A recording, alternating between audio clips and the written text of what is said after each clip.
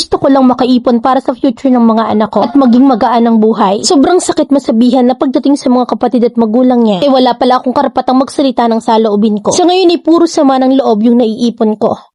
5 years na kami nagsasama ng partner ko at meron kaming 3 anak sa ngayon. At buntis na rin ako sa ika-4 naming anak ng 6 na buwan. Nangungupahan lang kami ngayon at ang 3 anak namin ay nag-aaral. Ang kinasasama lang ng loob ko sa kanya, sinabihan niya kasi ako na kung magbibigay daw siya sa magulang niya, ay wala daw akong magagawa kahit pa daw sumama yung loob ko. Which is, hindi naman ako against sa pagbibigay niya. Nagbibigay kami kada susweldo siya at kapag may extra kami at aware naman ako doon. Na ang akin lang sana ay wag naman sobra-sobra. Katulad na lang ng ate niya na merong trabaho naman pero humihingi sa kanya ng relo na ang gusto pa yung mamahaling relo na nagkakahalaga ng 25k at hulugan yon sa company ng mister ko, pati na rin sa pag-ako ng hulugan ng motor ng tatay niya kada walang pangbayad na mas pinag-iigi pa yung pag-aalak pati yung paghahanda sa birthday ng bunso niyang kapatid ay inako niya rin. At sa tuwing pasukan ay kami rin yung nabili ng gamit ng mga kapatid niya sa school. May 2 pa kasi silang kapatid na nag-aaral na kahit na nga mga regalo tuwing Pasko sa pamilya niya ay hindi pumapalya na ang dating kasi siya yung Santa Claus ng pamilya nila. Pagdating sa ganun ay hindi ko naman yung tinututulan at madalas pa na nagbibigay din ako ng regalo kada may magbe-birthday sa kanila. Minimum lang naman yung sinusweldo ng asawa ko at nababaon kami sa utang dahil dyan. Ang problema ko ay siyasa naman yata ako ngayong pag-anak ko at wala pa kaming ipon para doon. Asa lang ako sa mga binibigay sa akin ng mga kapatid ko na thankful naman ako sa kanila kasi nagbibigay sila ng mga pinaglumaan ng mga baby nila. Sobrang sama lang ng loob ko na sa kabila pala ng tiniis ko mula noon na wala pa siyang trabaho at ako noon na nagtatrabaho. Ganito pa yung maririnig ko. Gusto ko lang makaipon para sa future ng mga anak ko at maging magaan ang buhay ko. Pero sa ngayon ay puro sama ng loob lang yung naiipon ko na sobrang sakit na masabihan na pagdating sa mga kapatid at magulang niya wala pala akong karapatang magsalita ng saloobin ko. Ano ba yung magandang gawin at ipaliwanag sa asawa ko para maisip niyang lumalaki na rin yung pamilya namin at ang mga bata? Mamilan sana mabasa mo yung sulat ko habang hindi pa ako nanganganak. Letter sender, Susan.